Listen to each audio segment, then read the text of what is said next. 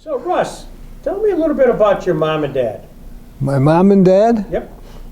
Do you want the good stories or do you want the bad stories? This is for your family. This is for your family. The family was good until I turned 15, and then my mom and dad split up. Okay. And it was tough. And I'll tell you, I don't want to go any farther than that because my time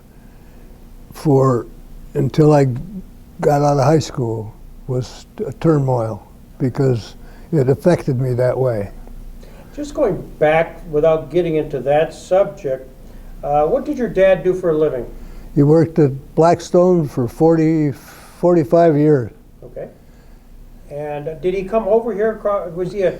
My mother came from Lapland, up north of Sweden, and my dad was from Småland. And they met over here. And then I was the firstborn. And had a brother and sister, but my brother Bob Ecklund and my sister Carol Bender. Did your mom work, or was she a housewife? She was a waitress for about, I'd say 40 years in different places. Okay. In fact, she and my grandmother started the Vikings, downtown Viking, for food. Because my grandmother was a cook who used to cook for the Demas family in town, and that for years. Now you got it. Well, all right. So they were very much involved in was a working mom, and your dad was at Blackstone with the Reginald A time period, probably, right? Yeah, yep. And you're born. And what year were you born, Russ? 1934. 1934. Okay. And where did you live when you were growing up? Where would you live? I can't tell you all the places that we lived. Okay, but several, huh? Explain that to you too. Back in those days, they'd come out in the Depression and the war, Right. and houses, people didn't have a lot of money, and the houses that were for sale, people rented, and because they couldn't afford to buy a house, and then we would move. If you were renting, then when they sold the house, you'd have to find another house. Right. And I probably went to, some years, maybe 3 different school districts, because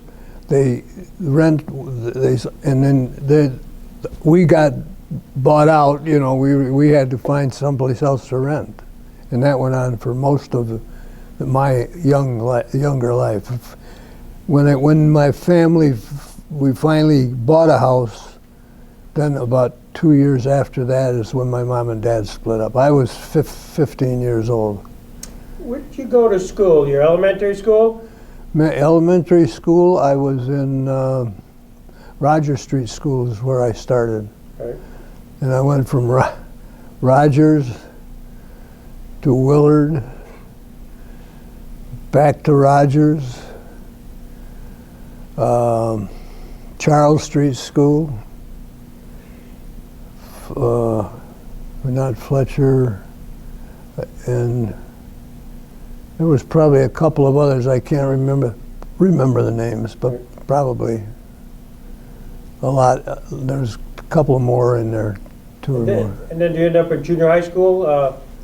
At junior high school was up at Lincoln. Lincoln. Yeah. And then off to Jamestown High School? And then to Jamestown High School. And you graduated what year? 1952. 52. Going back, just a question you may not recall, being born in 1934. Do you remember December 7th, 1941?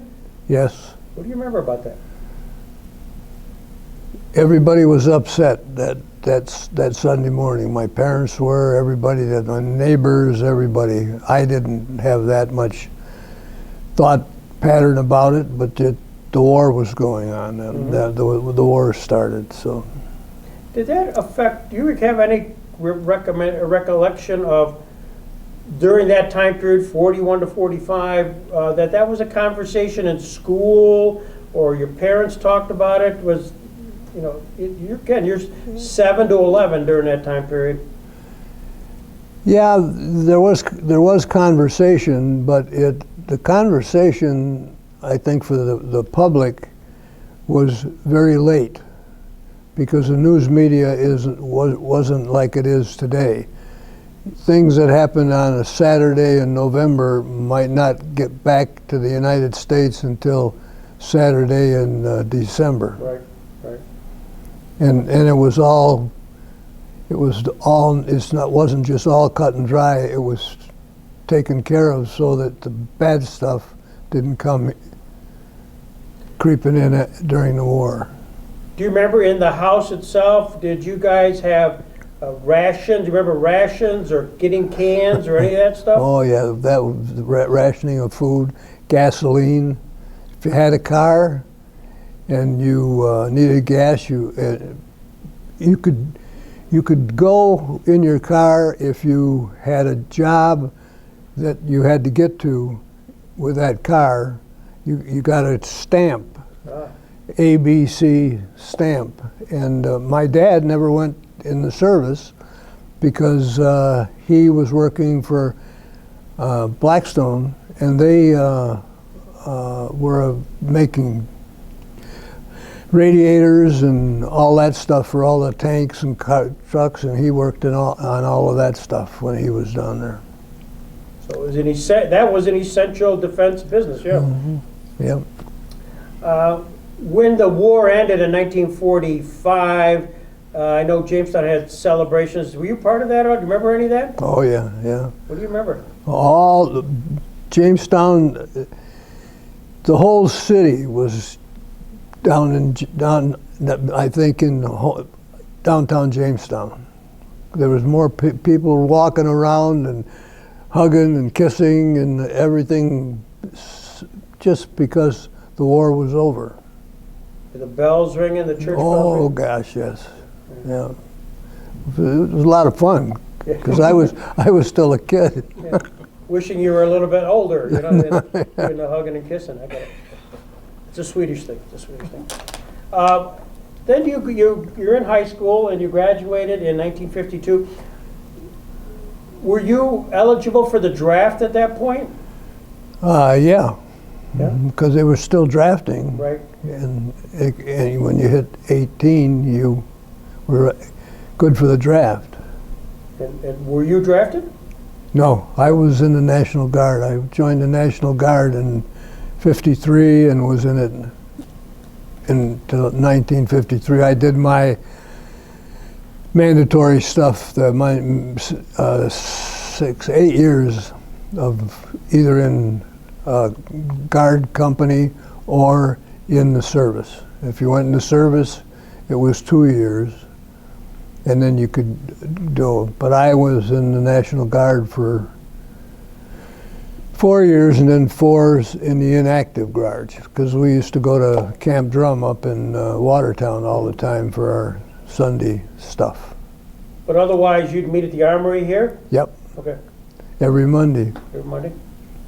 Was it I don't know that much about, I mean, I knew they had it, but was it a large National Guard group? What was the numbers? There was two groups. It was they had a mortar company which was armored and used tanks or no, not tanks, but mortars. I'm trying to explain this to you, that big heavy guns and stuff like that. And then the other company that I was in was the Company E, 17, and that was all an infantry company, and both worked out of the armory. So you'd meet Mondays, and then every once a Sunday during a month, or you go to Fort Drummond? Oh no, we go there up in the summertime for 2 weeks, sometimes 3 weeks. Okay. But when the city was building Bergman Park, and the Company E had changed to a mortar and tank and heavy and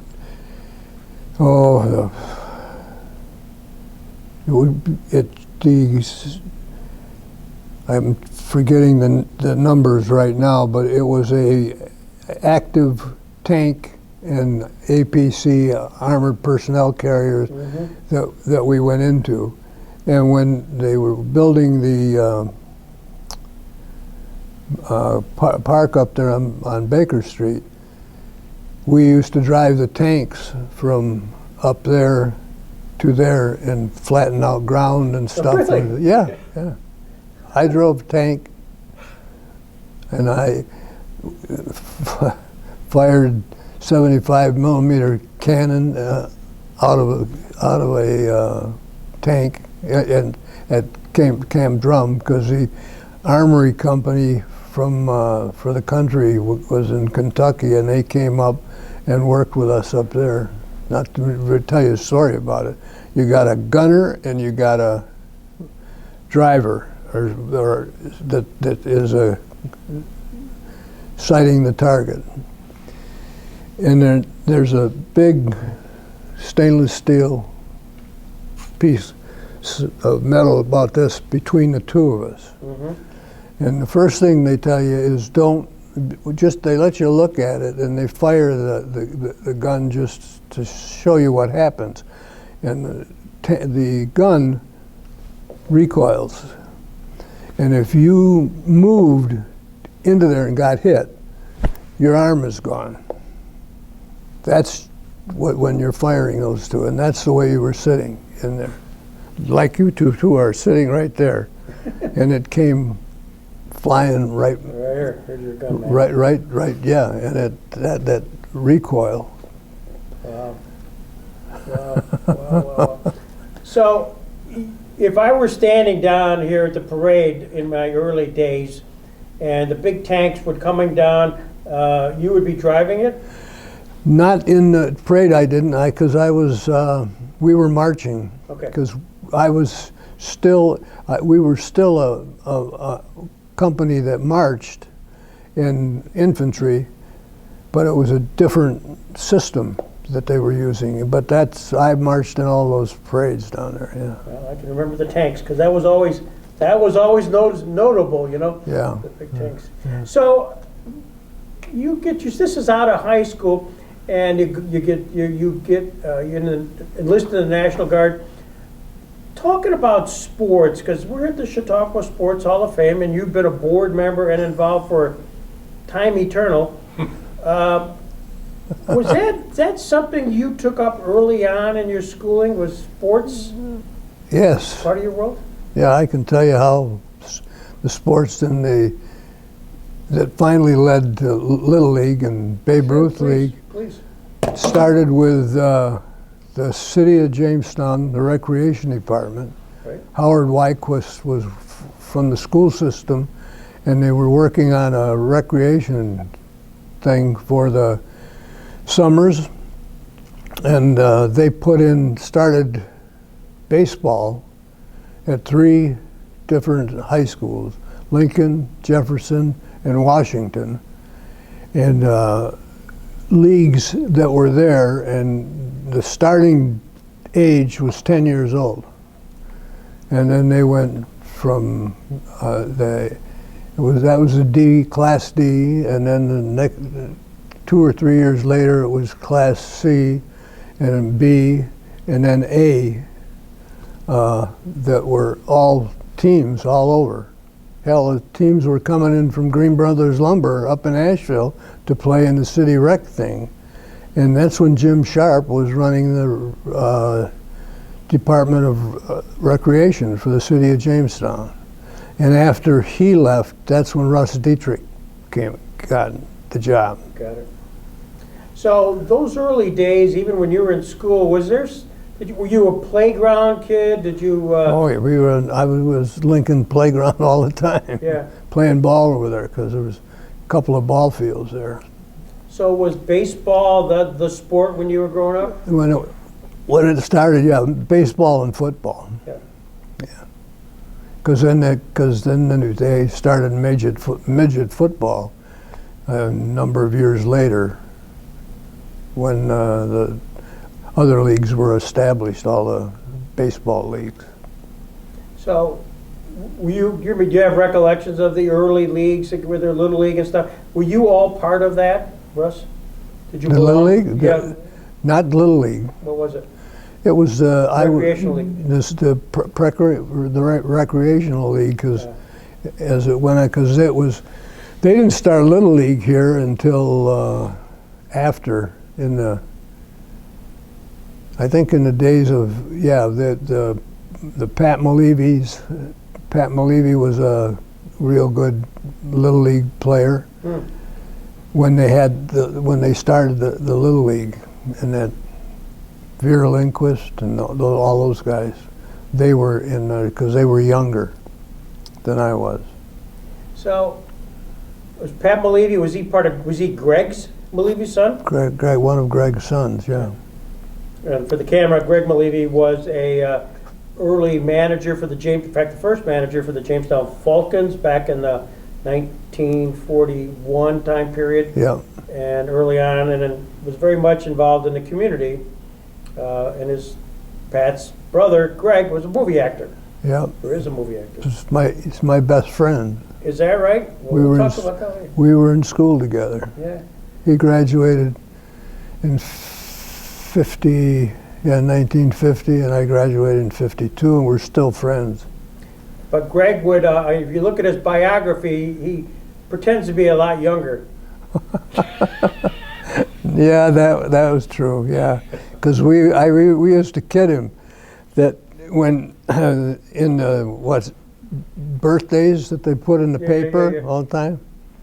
Well, the first time it came in there when he was married, they had taken 10 years off his age, and we all sent him cards, all us old Brock-Caddy guys, because we were in the Brock-Caddy fraternity, and really stuck it to him and saying, we thank you, Greg, because now we're younger. Yeah. It got to be kind of a joke. Oh.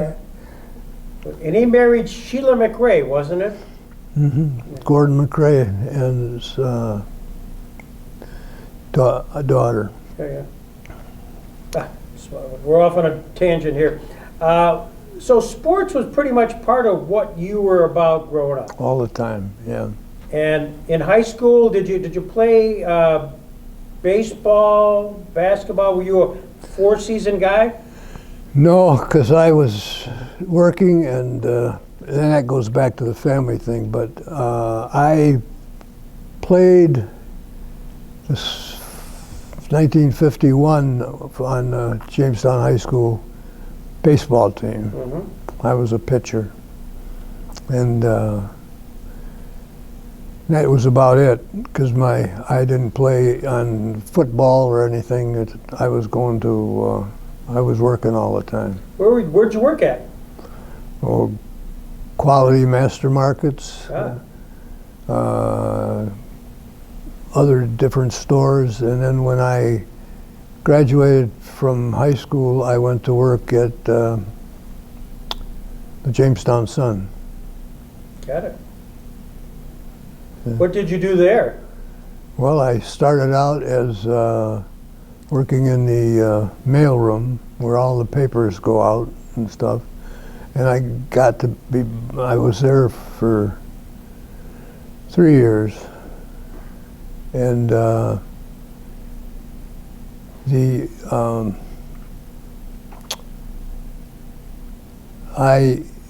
went from the mail room to the press room, where they did the newspaper, where they printed and had the big tin things. I wasn't a newspaper pressman. I had 2 years. When I left there, I had 2 years of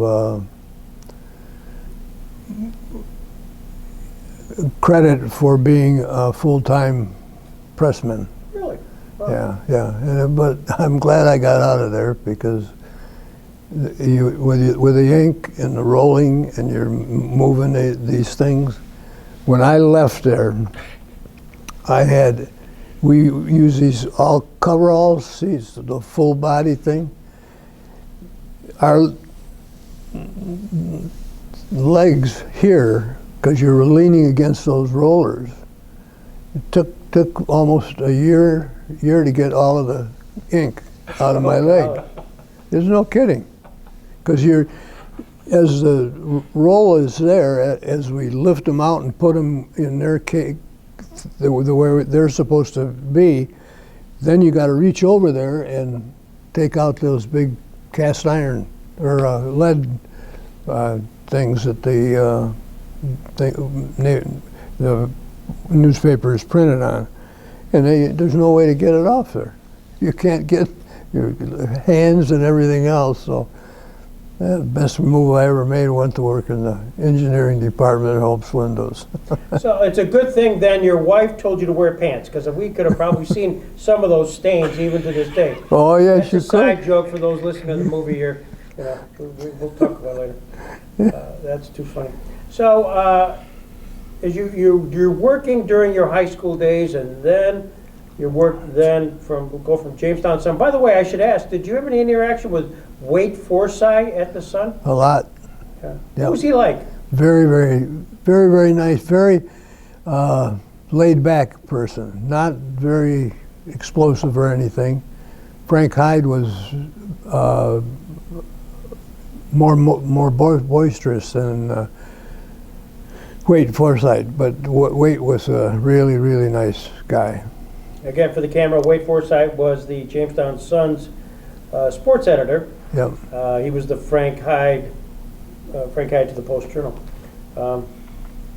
And so you're down. Next thing you know, you're out school. You're doing National Guard work, and you're also working at Hope's, right? Yep. Now I know you, Russ Ecklund, as one hell of a baseball player, but more importantly, softball pitcher. You struck me out many times, and I'm a little bitter about that, but I'll get over it. But what? It don't sound like you're getting over it. Well, it's probably true. So how did first of all, talk a little bit about your baseball career, you know, Muni League and stuff like that. Just talk I about never played after I got out of high school, and that's when I started playing in the softball leagues. So you went right to softball. Yeah, and they need pitchers, and I started pitching. How did you learn that? I mean, that's not a natural thing. Yeah, it's just fast pitch. It's some guys. John Levine was a very good pitcher or bowler, and he just this way, and then there was the spin. You know, this way. That's the way I pitched. Yeah. And Jim Adamsack pitched. What did you practice? I mean, how did you practice that? I mean, again, not a natural motion. I pretended, and it was a failure. Well, the catcher. We played a lot of. We played probably 2 or 3 times a week and stuff like that, and they practiced too. Most of the guys were all married that were playing. So what teams did you play on, Russ? I played on the Starlight team, and I played on the Moose team. When I was on the Moose team, we had 3 divisions, 8 divisions, with 8 teams in each division. Believe that? Your dad was involved in that when that was going on the later days. And what was the question that you? Well, I'm just curious about, you know, you went from literally softball and into pitching, normally. And so you're talking about numbers of leagues.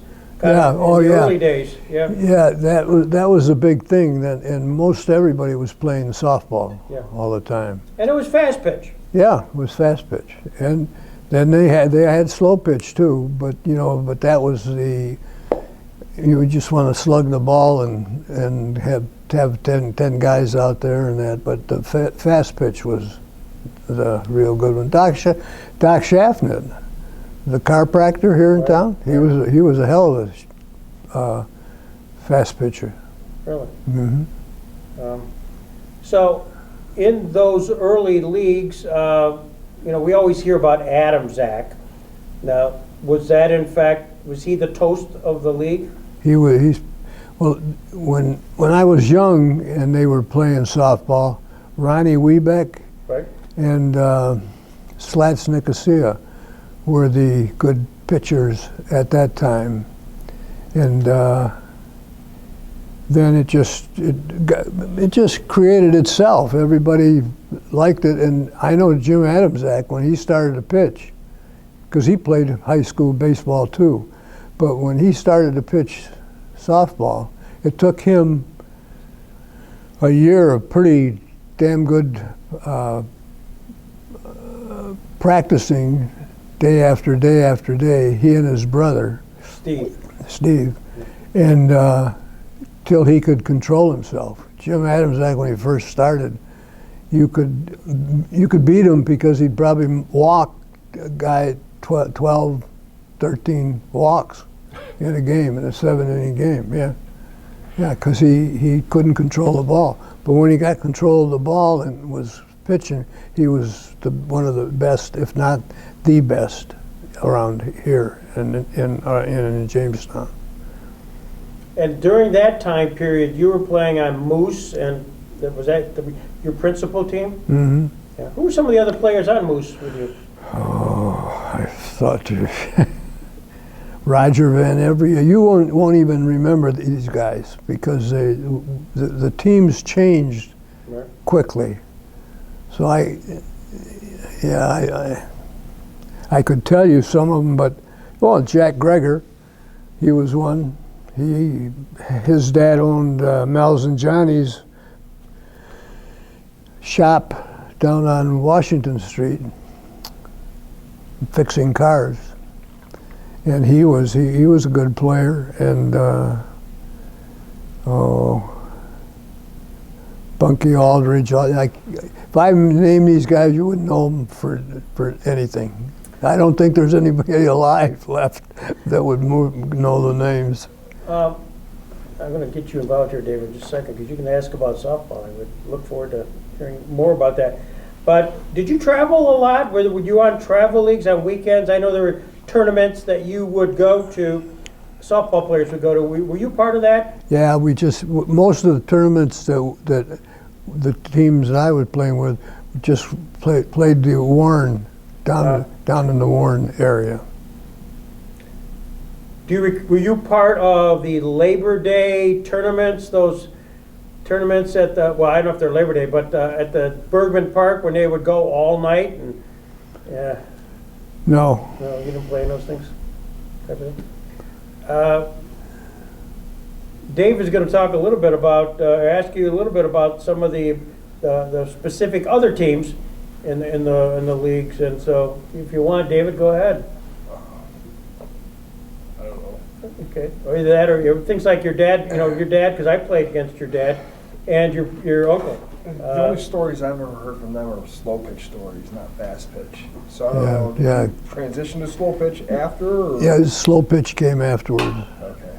The reason being the slow pitch came after it, there wasn't that many fast pitchers left, and that's why they had to do that, because if you'd have teams that have had most teams when it was fast pitch only had one pitcher, one fast pitcher, and as they stopped playing and quit, then it started to slow pitch because you had all these different leagues, and they wanted to be playing the slow pitch rather than the fast pitch, because if they were playing against the fast pitch teams, they wouldn't win. It was two very different types of softball. And at the time, and again, this is where I kick in a little bit, because we played church league fast pitch. So did I. And you were that's why you struck me out. And I played with the CMA, with Kenny Martin. Oh, yeah. And we had successes. I was a catcher. But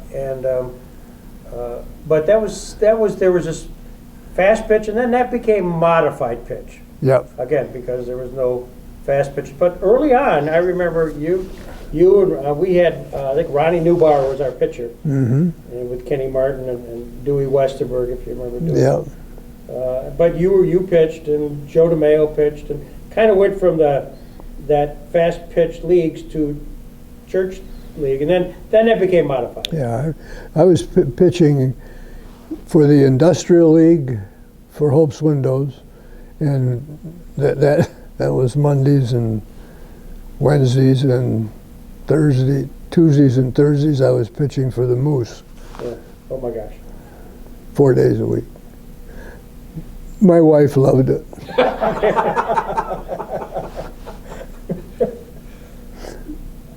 Well, you were known as a pitcher, but did you enjoy?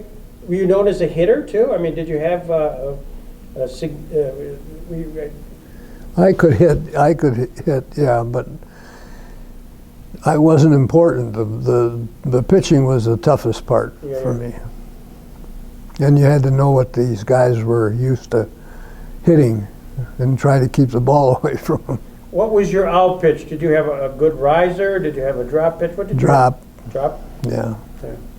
Drop and a knuckleball. That's about it. Knuckle softball. Wow. How did you grip it? How did you grip the knuckleball? Did you like a claw? Just think. You could hold it like this or like a claw. Yeah.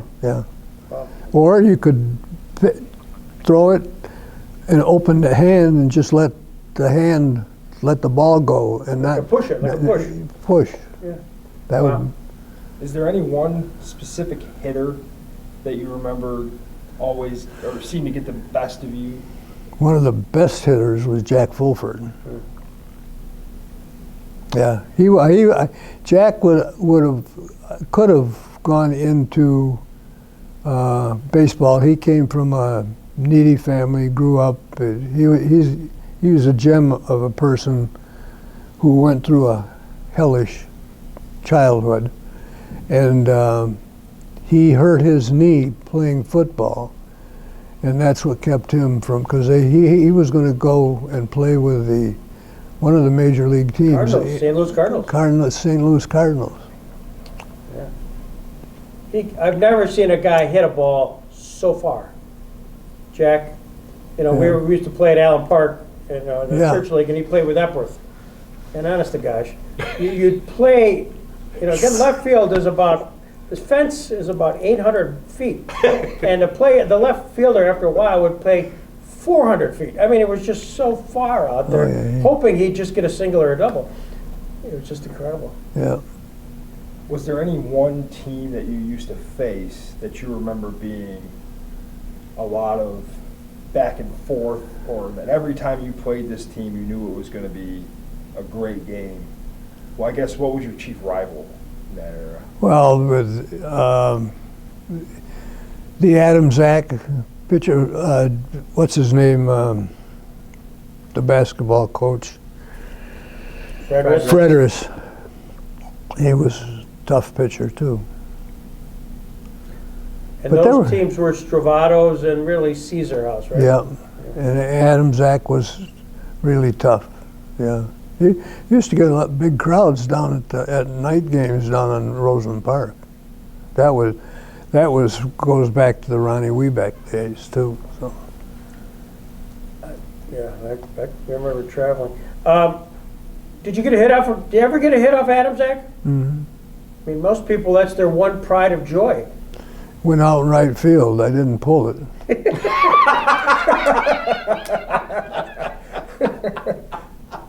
Being truthful with you. Yeah. I'm being truthful with you.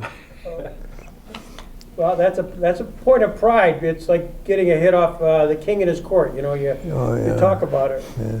And most guys would say they got a bunt off of him or something, type of thing. But you weren't limited just to softball, Russ. I mean, you got involved in sports through officiating, right? Yeah, but I was involved in it before I was in the recreation department when Russ Dietrich was there. I was an assistant recreation director. Me and Chris Demas. I don't know, you remember Chris Demas? Yeah. And Jack Fulford was there for a while, Vera Lindquist, and we were the assistant recreation directors. And when I started this, we started this, the three areas that we had to cover was Lincoln, Washington, and Jefferson. Mm-hmm. Those were the recreation jobs that we had to look over what was going on and so on. I was doing that. I did that for 16 years on a part-time basis. How would that work with your job? I mean, what was it you did? Most of the stuff that you were doing was in the evenings and on weekends and stuff like that. yeah. Yeah, they used to have a softball tournament. You were probably just a little kid when your dad was in the tournaments up there, weren't you? I wasn't even born. Oh, you weren't born? No, Okay. I wasn't even born. I don't know how much longer you played after my older sister was born. I'd have to ask them, but yeah. Yeah. Well, those were those tournaments that you would have, which were fast pitch. Oh yeah, fast pitch. And Unbelievable. When they built the stadium up there, the big Bergman, one. yeah. On Bergman, that's when they put the lights in up there. And that, as far as Then you played all night. you did, and that's where I mean, crowds and crowds and crowds, and you'd go there because the crowds. I mean, it was unbelievable, and guys that were coming in, you know, from like Tommy Irons, you know, would pitch, and Jim Adams, and guys that were from all around the area. Mm-hmm. And Jim would pitch probably 6 games. I mean, it was just his arm must have been hanging the next day. Yeah. So you were part of the recreation department in those days. Yeah. Yeah. And then when Jack took over, Russ Dietrich wanted a full-time assistant, and Jack was working at Marlin Rockwell, and he left Marlin Rockwell and went full-time as an assistant recreation director. Right. And that's where, when he retired, that's where he had been for all those years. He was there with Russ Dietrich. And then he took over when Russ retired, or Russ gave most of the work to Jack when he was there full time. And aside from that, I mean, you not only were a player, you were an administrator, but also as a referee. You blew whistles, Russ. Mm-hmm. when did you get started in that? 1969. So you're in. That's 1969. Was this a winter basketball project, or did you do football? Or? No, I didn't. They wanted me to do football. Jack and I were very close friends, and he got me into the basketball. Him and Roger McTavish, because Roger McTavish is a friend of mine. We most of us guys. Russ Dietrich, when he came into town from Pennsylvania, he was 12 years old. I was 12 years old going to Charles Street School, and Roger McTavish was 12 years old going to Roger Street School. We all were going to Roger Street School, and then to Charles Street School, and Roger went up to Southwestern, up Lakewood it was then, and me and Russ Dietrich were together for years in the school systems. Charles Street right straight through to Lincoln and down to high school. We know Russ in many forms, but really Mr. Baseball when he's growing up, was he a baseball player? He was a player. He was a pitcher, good pitcher, yeah. That's where I got my name, Whitey. Is that right? He came here from St. Louis, Right. and or from yeah, he was a St. Louis fan. He came here from Pennsylvania, and we were on the same team in our D-League thing. And we used to play up at Lincoln, and all you had was a jersey and a glove and a bat and the ball. The recreation department furnished all the bats and balls and stuff like that, but you had to have your own gloves and stuff. But anyways, Russ was a first baseman and a pitcher, and I was a third baseman. And there was a pitcher, and he was a St. Louis Cardinal fan. And there was a pitcher on the St. Louis Cardinal that was a third baseman, like I was. And we didn't have ball hats lots of times when we were playing. And my hair would get almost white because from the sun, this light Swedish hair. And he started to call me Whitey Kurowski, who was the star player for the St. Louis Cardinals, and he never quit it. He still calls me Whitey. And when we went, he had perfectly black hair. And when he graduated from high school, his hair in 2 years turned white. He got gray hair that quick. Wow. And he walks around calling me Whitey. And I don't know how many times I've had to explain that to different organizations about what's this Whitey business. Told that story in my sleep. So good. Well, I'm glad we captured it on the tape, and I know that over time we've given Russ Whitey Kurowski cards, that's right, autographs and stuff yeah, whenever we find it. So you were going to step into basketball, officiating? Yeah, please. Well, that to me, I played recreation basketball, but I was not that good.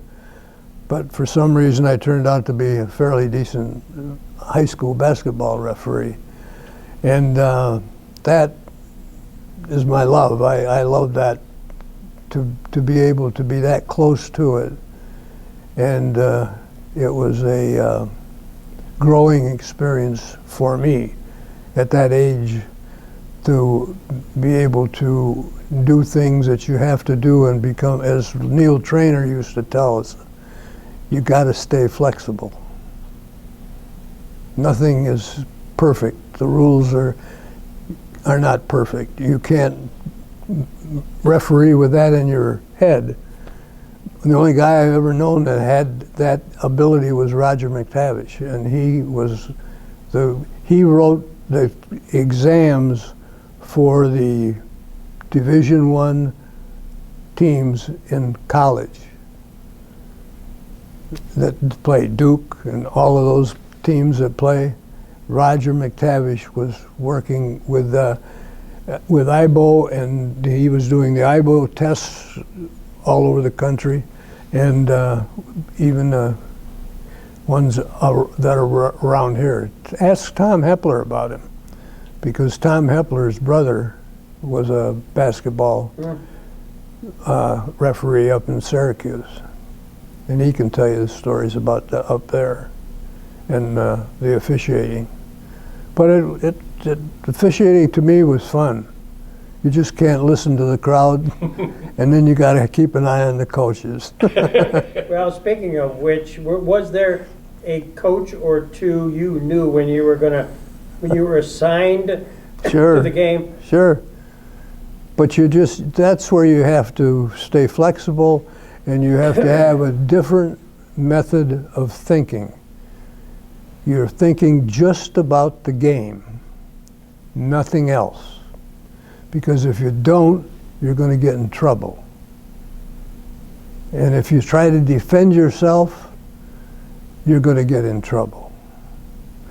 And I don't know, my philosophy when I was refereeing was, I'm like a teacher, and I'm working with kids, and I've got to teach them how to play within the rules. That was my job. And to try to get them to be able to keep their temper and not get mad and stuff like that. I could tell you stories about that. that, and I always felt happy about this when it went on, but I can remember one game up in Panama. I tell this story a lot, where I blew a call hands down. And the kid got upset, and we were going down the other end of the floor to shoot the free throws. And I said to him, I grabbed a hold of his arm, and I said, walk with me. And I said, I'll tell you the truth. I blew that call hands down. And he says, well, why didn't you call a foul? I said, because I missed the call. And I said, young man, how many shots have you missed today? He said, what's that got to do with it? Well, think about it. And I told him, if you don't quiet down, because this is when the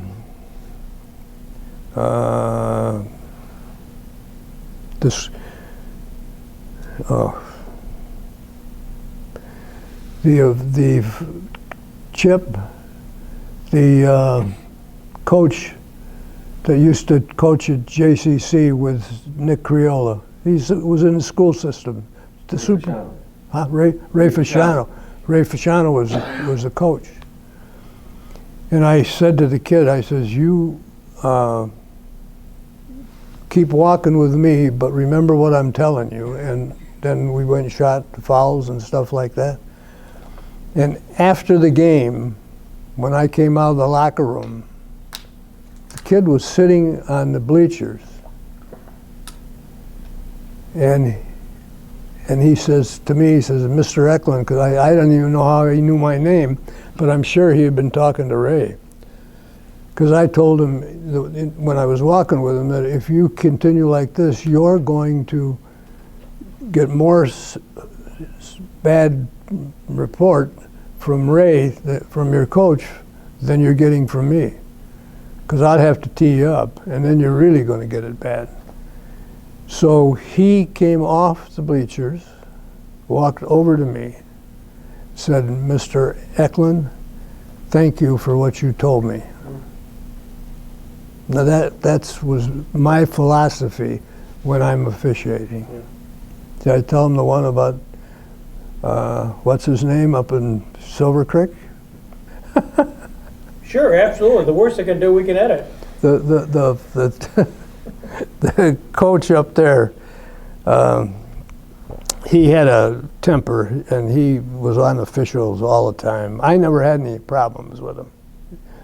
And I was working a game in Dunkirk, and with Neil Traynor and me, and I was there.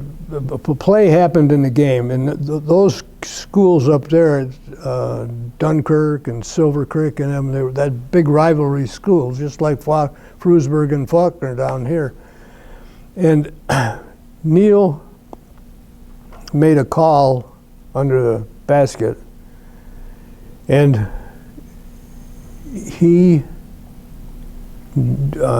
Kurt Raymond that was the coach, was standing there with a towel in his hand. And I was only maybe from me to Randy away from him, but his back was to me. And I was watching everything going on. And I'm thinking to myself, don't do it, Kurt. Because I knew what he was going to do. And he just got so mad that he threw the towel in the air. And I was close enough to him then, because I was going to try to stop him, but I said, Kurt, if it hits the floor, you're out of here. And he went for that and grabbed it just before it went to the floor. And he got up and he turned around, and I had a big smile on my face, because we had a friendly relationship. And he says, all he said was, "You bastard." And I says, "Okay, now let's play." And that was all there was to it. That's a great story. I told, just if it hits the floor, you're out of here, Kurt. When did you stop officiating? In 1993, 4, something like that. 25 years I refereed. Do you have a specific player that sticks out as maybe a specific couple players that you remember being maybe amongst the best? Maceo Wolford and the kid from Fredonia, Harry. There were some really, really good players. And Mel Swanson was a great, and the other kid, the Johnson kid up there, were great players. But there's been a lot of good Gary Clark. He was a great, well, he went from here to Syracuse and played 4 years at Syracuse back in, when he was in the 50s, in 57. And there was Tom Prechtel from Fredonia, and let's see, who else? The other guy that's in the Hall of Fame from Niagara. Clem Worrells? Clem Worrells. He was. They both played for the Canisius or Niagara. No, both played for and then there was another guy that played for Canisius in that realm. And those four the four guys I mentioned, all went to the Division I high school colleges for their basketball. We have tremendous athletes down here. The story that we're as we start wrapping up here, but you got to tell us, because you told it once before, but this guy Russ Ecklund was actually in the stands for one of the most important sporting events in the history of Swedish athletes. Why don't you tell us a little bit about that moment in time, Russ? When Ingemar Johansson fought Floyd Patterson the first time in Yankee Stadium, I was at the fight. My dad and my uncle, big Swedes, big Swedes, loved it. Me and my brother went down there with them for that fight. And we got down there, and the day of the fight, where it was supposed to be, it rained. The next day it rained. And finally, on Thursday, they could use Yankee Stadium because it was all full of people in there. And it was a good fight for as long as it lasted. But when it went and Johansson knocked out Patterson, the stadium, the Yankee Stadium, the people just evaporated. They just got up and most of them walked out. And the reason being is most of them were black. And there was not an awful lot of other nationality there, because the places, you were right around Harlem and all of that. And it just startled me, and with the stuff that was going on around with the taxi cab drivers and stuff, and they had the police around there because they were having people going for taxis and stuff like that, and it was a real mess. But it took us three days to get the fight over with, and then Friday we got back here, and this is when Route 17 was just Route 17, and it took you 11 hours to get the thing. And we left on Friday. We left to come back here at about, I would say, 5 o'clock in the morning. And when I got back here, I had to come home, change, and go tend bar. Well, but what a story you had. Yeah, you got it on tape. Yeah, So we did. That's a whole nother story.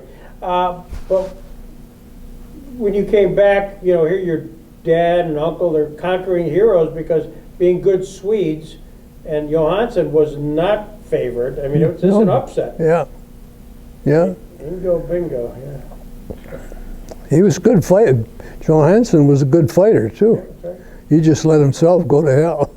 Thunder. He had too many other things to do. Yeah, but what a thing. So what other events that you recall, have you ever been to other sporting events that you can recall that are of note? To me, myself, Yeah. the ones I was involved in that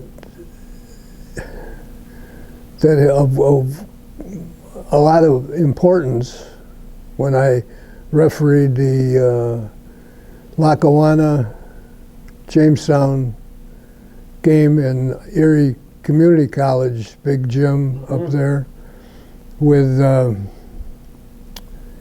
Bob Miskey, the scout for the Los Angeles Dodgers, and they had to shut down the amount of people that they had in the building. That's how many people were there. And it was a real great game, and that's when Jamestown had Joe Piscopo as the coach, and the Tyrone Beeman was on that team, and Prechtel, Mark Prechtel, and there's some then Sam Restivo, and another. Can you remember, Chip? Was Jim McElrath on that team? McElrath. Jim No.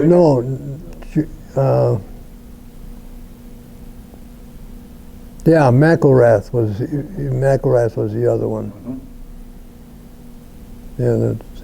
Yeah, and where the game is going on, and it gets down to the point where you're in the waning seconds of the game, and the crowd is, I mean, you have a big area most of the time underneath the basket. This, you didn't have it that there, but I was the trail official. Miskey was the lead official. And then we were going to put the ball in play. We put the ball in play. I put the ball in play, and the Lackawanna team was losing, and they threw it down court, the ball, and the ball hit a volleyball net up in the ceiling.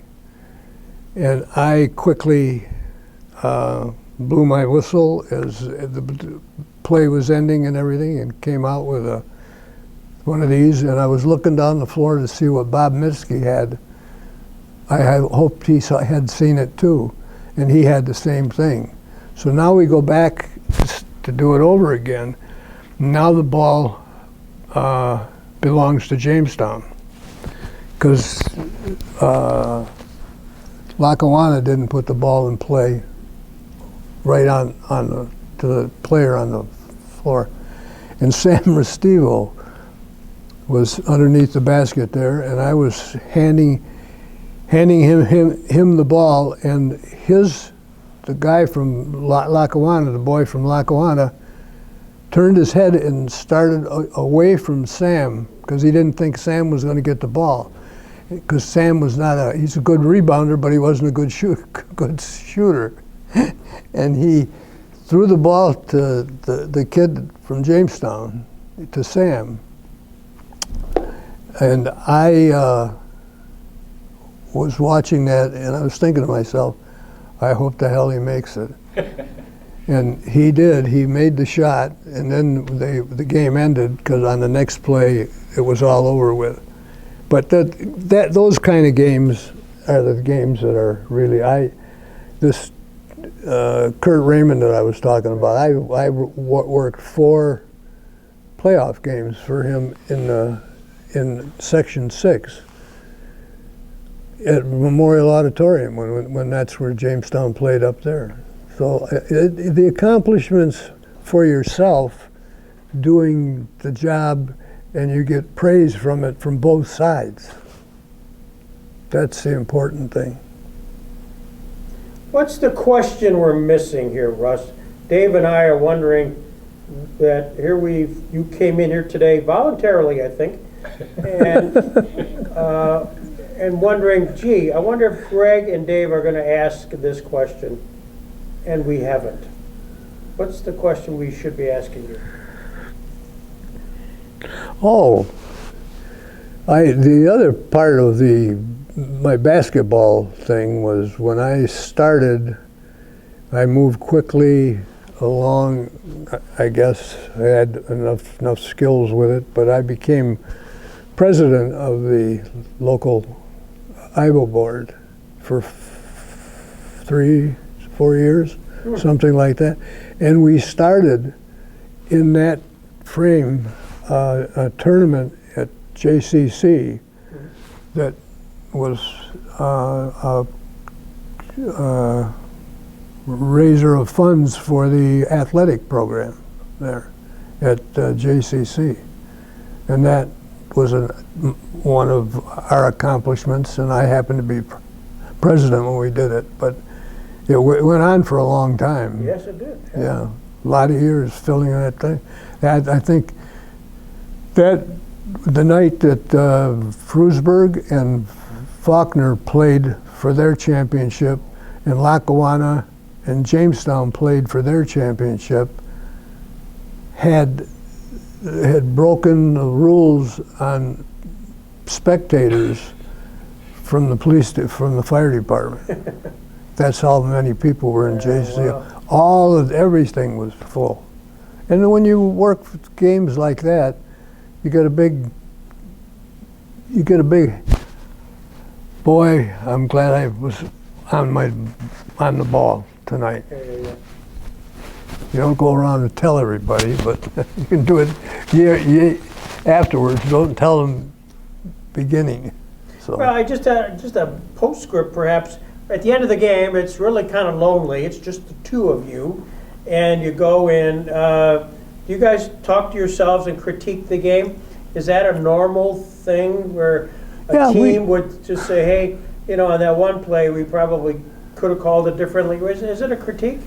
Oh yeah, we talk, and our officials group, we'd get wherever we were. There would be a place that, when you're refereeing there, you would go to see the other officials because you knew other officials were up there too, and have a beer or something like that, and talk and say about this play and that play, and hash it all out. Interesting. Well, that's professionalism, yeah. Yeah, you make great friends, and you gotta be careful with the coaches. When Jim McElrath was the principal of Jamestown High School, and that Lackawanna game when Piscopo was the coach there, that Lackawanna beat Jamestown that night pretty badly. And I was in the locker room, and we had worked 3 men that night. We were just testing it, and we worked 3 men, worked fine. And Jim McElrath, he lost his temper because he has an Irish temper, I believe. And he came into the locker room. And he and I were close friends. I've played basketball with him in rec leagues and all of this stuff like that. We were very good close friends. And he started in to the locker room. Didn't knock on the door or anything, just barged right in there. And I could see the look on his face. And I stepped over to him and I says, now, don't open your mouth. Turn around and get the hell out of here. In fact, and if you don't, you're in big trouble. And he just looked at me and he turned right around and walked out. And it just, that's all I said to him. I said, get the hell out of here. We don't want to hear anything. It's good to be preemptive. That's right. I expected something like that because his kid was playing, and Tom Prechtel didn't come. His kid was playing too. So, but it's just there's all goods and bads stories. So this has been great. Dave, do you have any final questions? No, I think I'm pretty set. Well, Russ Ecklund, thank you. And give me your best Phil Callis story before we leave. my best Phil Callis story. Is there one? That's great. That's a great ending. There you go. Thank you. We're done. Phil, we're done. This is good.